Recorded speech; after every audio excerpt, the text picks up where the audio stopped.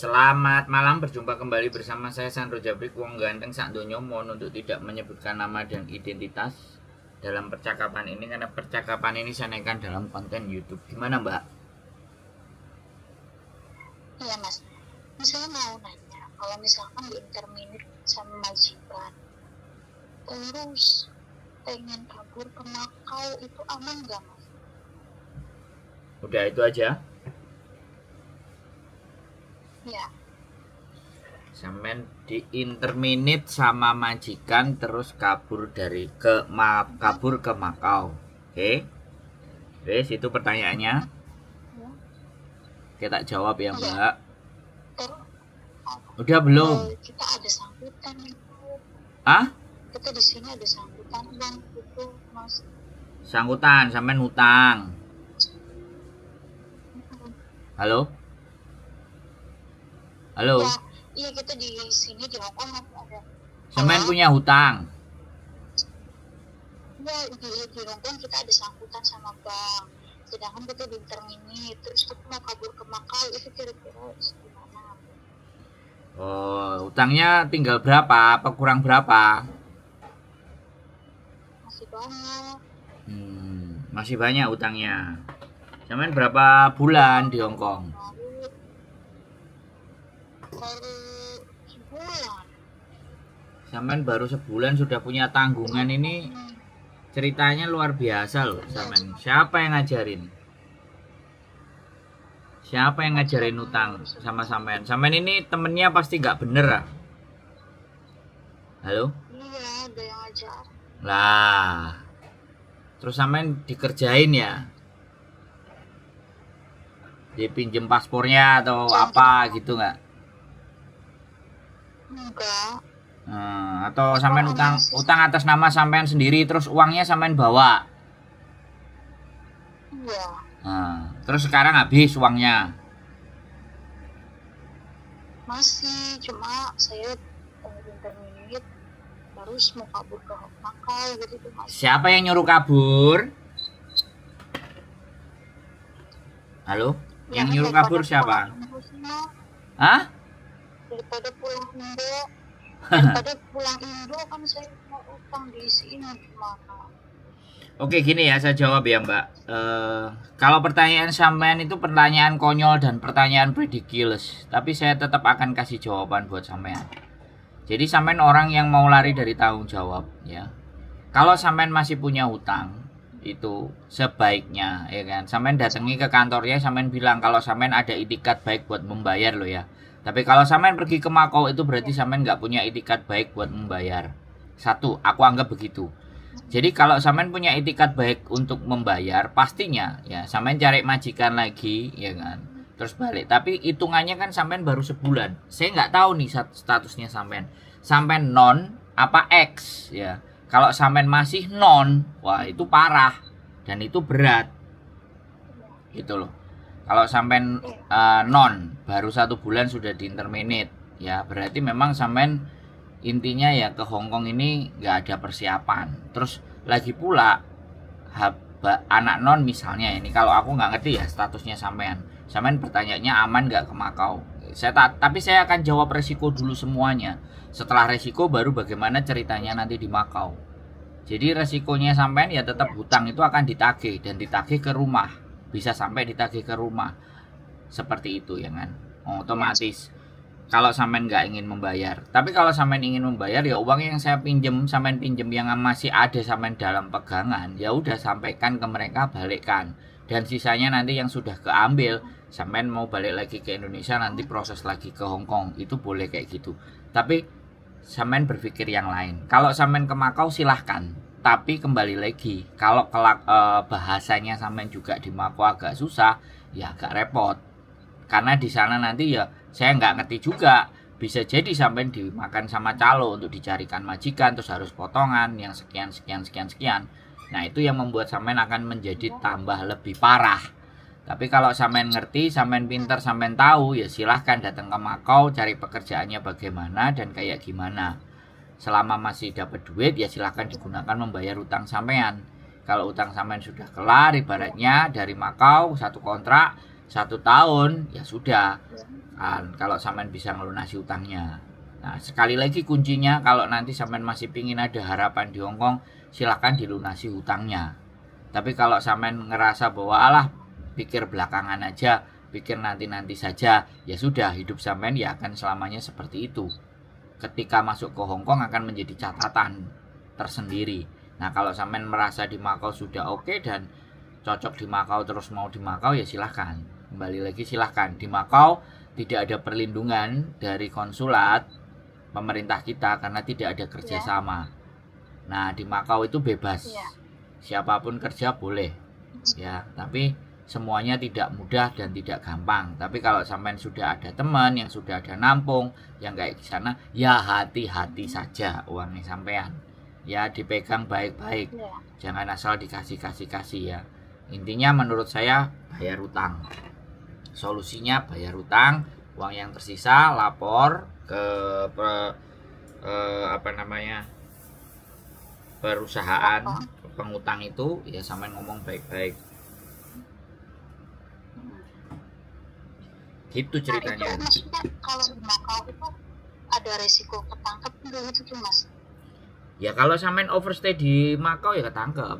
Tapi kalau sampean nggak overstay ya enggak. Kalau masalah hutang itu ya sampean keluar dari Hongkong sudah, menurut saya bukan angka aman, tapi sampean sudah kabur, lari dari tanggung jawab. Dan itu tidak, di konten ini saya akan menyampaikan pemikiran saya. Bagi saya itu tidak bijaksana, tapi sampean mau memilih itu ya silahkan. Tapi bagi saya nggak bijaksana. Nggak ada nangkep orang yang hutang, nggak ada nangkep. Tapi nanti sampean di rumah yang ditagih, di rumah Indonesia yang ditagih. Kan waktu sampean ngutang kan ada tanda tangan kontrak, alamat Indonesia, semua kan. Nah itu yang akan ditagih. Keluarga sampean yang di Indonesia nanti yang ditagih. Dan keluarga Indonesia sampean nelpon sampean. Dan kadang-kadang kalau orang nggak mau peduli sama keluarganya, udah nomor teleponnya diganti, dimatikan, ya sudah, keluarganya bolak-balik ditagih sama pihak bank yang nagih di Indonesia. Nggak apa-apa, silahkan sampean coba kalau sampean mau. Kalau saran saya, ketemui baik-baik kantornya, bicarakan kalau sampean di interminate bahwa surat interminate-nya saya masih pingin mau membayar hutangnya, saya mau proses lagi, kasih saya waktu, kan gitu. Ya. Kalau uangnya masih ada sisa ya udah balikin. Kalau ke Makau nih Mas, misalkan saya ke Makau, terus setelah itu saya pengen pulang, itu bisa pulang dari Makau? Ya silahkan, ya sampean ke Makau silahkan. Kalau mau pulang ya tinggal beli tiket aja, sesederhana itu. Tapi 1 bulan sampean lewat nggak bayar, keluarga sampean pasti ditelepon. 2 bulan nggak bayar, ditelepon lagi. Jadi kita menganggap ya, teman-teman itu menganggap udah hutang kamu kaburo, kamu gak seneng sama majikan itu, kamu utango, kamu diinterminin karena ditagih, suratnya datang ke bank. Itu bukan salah kamu, nanti kamu kaburo. Ini loh, teman-teman sampean ini toksik semua, atau sampean sendiri juga yang toksik, aku nggak ngerti. Tapi model-modelan yang kayak begini ini loh, yang akhirnya membuat peraturan-peraturan di Hongkong itu jadi agak sedikit ekstrim. Ngutang di Hongkong sama di Indonesia sangat mudah di Hongkong, karena Hongkong punya culture percaya bahwa dibayar. Orang Hongkong sendiri kalau ngutang bahwa masalahnya banyak di belakang nanti, kalau sanjing rumah pemerintah atau minta fasilitas apa karena dia punya hutang, itu pasti di cancel. Tapi kita kan bukan orang Indonesia lah, teman sampean ngajari kayak gitu. Nah itu persoalannya. Iya. Itu persoalannya. Persoalan sampean itu pada lingkungannya sampean.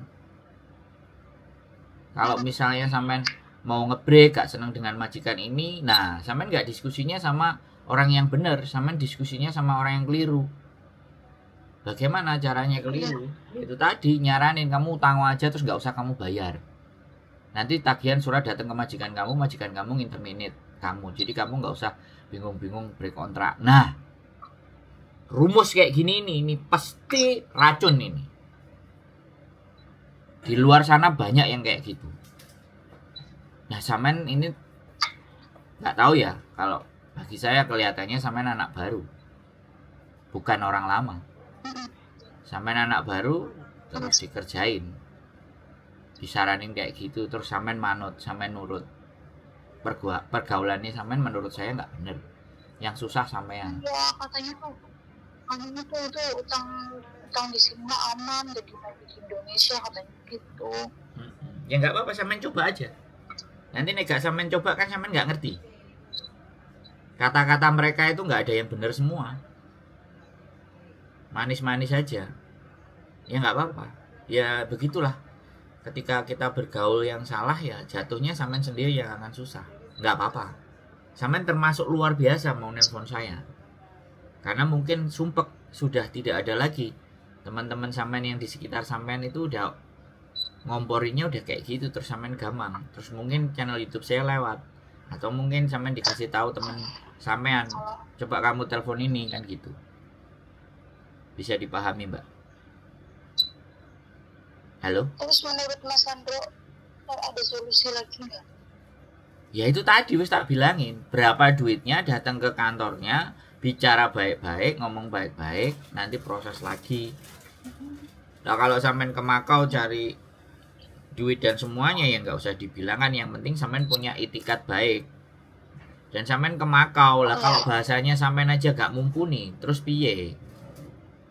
Majikan Makau emang ada yang mau. Kalau majikan Makau ada yang mau ya monggo, silahkan ke Makau. Solusinya ya mau nggak mau, temuin kantor banknya, jangan kabur, jangan lari. Omongkan, bicarakan baik-baik. Iya Mas. Gitu loh. Jadi sampean masih punya etikat baik untuk datengin kantornya. Iya. Atau kalau sampean hutang, duitnya sudah jadi apa, misalnya dibeliin motor, dibeliin apa, jual. Tutup hutangnya. Biar kehidupan sampean jauh lebih baik. Kalaupun uangnya nggak berkurang, itu pihak bank nggak apa-apa Mas. Ya bagus. Nanti sisanya nyicil. Ya bagus, kalau uangnya nggak berkurang balikin full. Intinya utang itu sampean selesaikan. Kalau sampean bisa selesaikan utang itu, sampean pulang proses lagi bisa. Enggak, maksudnya kalau uangnya udah berkurang gitu. Ya kurangnya berapa kan tinggal diomongin sama mereka. Nanti dicicil gitu yang kurangan itu. Iya, nanti dicicil. Yang penting kan ada itikat baik, kita itu ngomong. Saya, persoalan sampean ini yang harus diselesaikan itu utangnya dulu. Prioritas pertama utangnya yang diselesaikan. Baru sampean cari solusi pekerjaannya bagaimana. Kalau kasusnya kayak sampean ini, uangnya masih dipegang tangan. Hati-hati sampean sama teman sampean. Kalau uangnya masih sampean pegang tangan. Iya.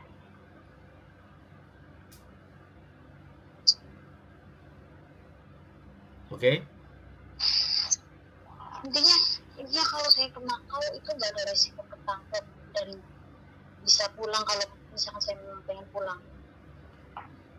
Ya bisa Mbak, kalau dari Makau punya duit itu ya bisa pulang. Tapi persoalannya sampean itu ngomong ke Makau ngapain? Cari kerja. Nah, bahasa sampean bagaimana? Yang ngajarin sampean ke Makau itu siapa dan bagaimana cara ngajarinnya? Pasti ya udah kamu ke Makau aja cari kerjaan di Makau lah. Jadi Makau cari kerjaan mau bagaimana nek sampean bahasanya? Bahasa sampean iso enggak? Bisa enggak sampean bahasa? Bisa sih. Inggris. Nah, ya sudah. Kalau sampean mau maksa dari tadi pertanyaan sampean maksa ke Makau. Silakan. Nah, sebelum ke Makau cari kerjaannya dulu. Majikan itu di Makau Domestic Helper. Itu ada, masuk di situ ada majikan-majikan. Coba yang cocok yang mana, ya udah masuk. Nanti visanya biar diurusi majikan. Tapi kalau sampean ke sana cari kerja masih belum ada tujuan atau dikasih saran sama calo, boarding dikasih. Nah, kamu mau kerja tapi potongannya nanti segini-segini. Nah, ya wis, itu nggak apa-apa sampean yang rasakan. Jadi sampean sebelum ke Makau itu harus paham dulu.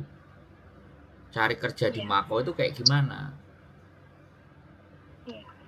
Kan seperti itu Mbak Anak-anak itu terlalu, aku nggak ngerti ya, terlalu berani memutusin sesuatu. Terus temen-temennya itu toksik semua. Sampean ini pasti dikelilingi orang-orang yang toksik. Hanya senang-senang. Ya. Gak suka sama majikan, gak senang ambek majikan. Gimana caranya ngebreak? Nah, gampang, utang aja. Nanti kalau kamu nggak usah kamu bayar, suratnya datang ke majikan. Udah datang ke majikan, kamu diinterminate. Nah, ini saran yang sangat-sangat menjerumuskan. Menjerumuskan sampean ke lembah hitam. Tapi ya nggak apa-apa. Biasanya wis judek. Terus ndak ada cara, wis ngene ae. Ngeri Hongkong. Sampean berani cerita dan ngomong sama aku ini.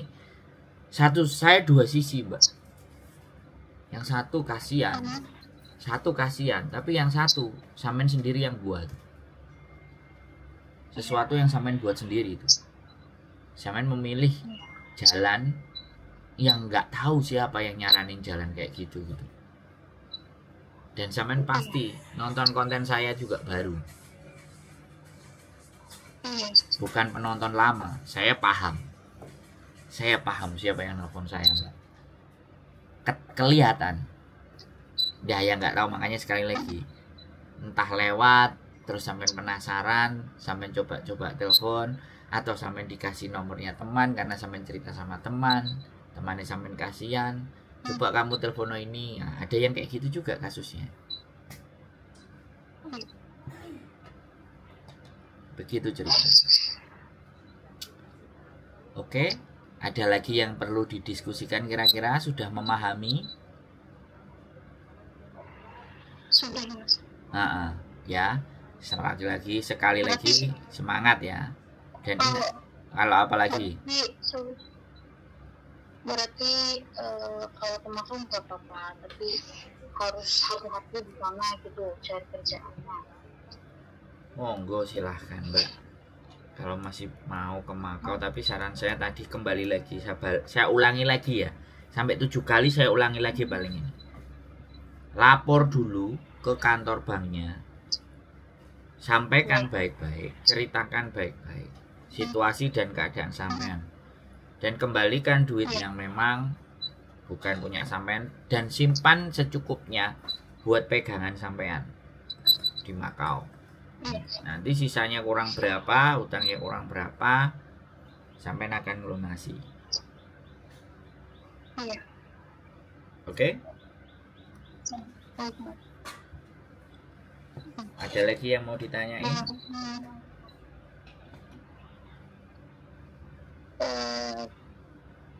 Saya masih kurang paham sih sebenarnya gimana cara Makau. Cuma pikiran saya tuh pengen ke Makau gitu daripada ke Indo gitu loh.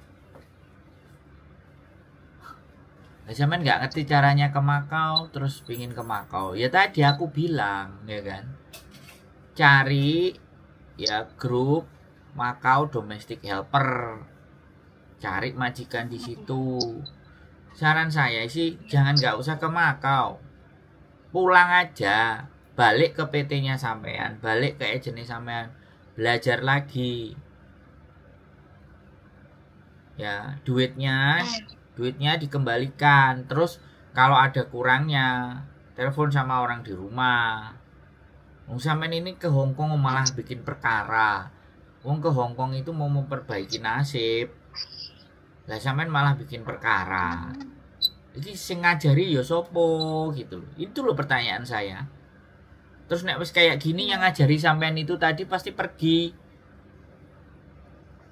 Tahu sampean punya duit terus dideketin. Kalau nggak dikasih duitnya, nggak kena duitnya, terus ditinggalin. Terus nek wis ditinggalin sopo? Ditelepon. Wong ganteng sak donya. Sing mau dengerin ceritanya sampean. Bisa dipahami, Mbak? Ya, kurangnya berapa dan bagaimanapun cari di Indonesia, ngomong sama keluarga, ndak siap, jangan diem. Sampean itu kan mau keluar negeri, mau cari uang, tambah bikin susah. Lah waktu kemarin ngutang itu, sing sampean pikirin itu apa gitu loh. Apa gak seneng ambek majikan yo gak apa-apa lah, jane Hongkong memang begini. Sampean ndak siap menghadapi Hongkong, itu ndak siap. Kuncinya di situ. ya kan? Gen Z, sampean ini Gen Z. Aku rasa dari suaranya aja paling ya belum menikah. Udah. Nah, malah sudah menikah. Sampean punya anak, sampean punya keluarga, kok gini? Sudah menikah, udah punya anak apa belum? Udah. Nah, ada suaminya gak? Ada. Nah, bicara sama suaminya. Diajak omong. Ya. Kurang segini ada duit gak? Pasti suami sampean, kamu udah keluar negeri gini-gini dan sampean gak mau digituin sama suami lah piye neh. Akhirnya ini nah ini loh yang saya takutkan, frustasi capek mbok enek neh kancane sing ngajak ayo wis dodolan awak ae lah iki arah-arahnya mesti akan ke situ wis. Iya. Takut khawatir saya, tapi yo piye aku gak iso nulungi, aku cuman ngomong aja selesaikan utangnya, balik lagi ke PT, cari lagi kesempatan kedua bertahan. Sedangkan di rumah banyak kebutuhan, pasti kiriman sampean ditungguin. Iki duit dibalekno sayang. Wis gak usah dibalekno, kabur ae, duit digawe. Lah iku dadi pikirane. Itu pikiran yang bener-bener busuk, Mbak. Salah. Pikiran yang sangat salah.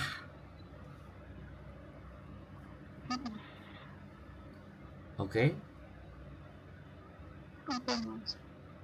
Ya, saran saya begitu. Ya, kalau sampean bisa terima monggo, keputusan sama diri sampean sendiri. Nek sampean merasa ke Makau nggak tahu jalan, hati-hati dan hati-hati megang uang. Ya kan? Karena kembali lagi uang itu bisa menyesatkan, tapi uang itu juga bisa bermanfaat buat orang-orang yang bisa berpikir lebih baik. Iya. Oke? Sudah bisa cari Makau Domestic Helper di Facebook fanpage.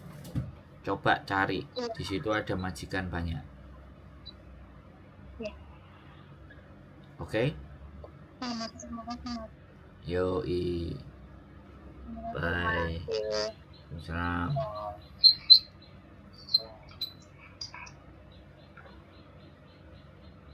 Oke, buat teman-teman semuanya ya, inilah. Jadi sekali lagi ya, pergaulan itu benar-benar ya. Dan ketika kita nggak siap di Makau, nggak siap di Hongkong, frustasi, depresi, ketemu teman yang tidak tepat, suruh ngutang, gak usah dibayar, nanti surat tagihan datang ke majikan sampai di interminate. Ya kalau duitnya masih utuh nggak masalah, tinggal ditutup dibayarkan saja selesai. Tapi rekod kita kan tetap kita di interminate.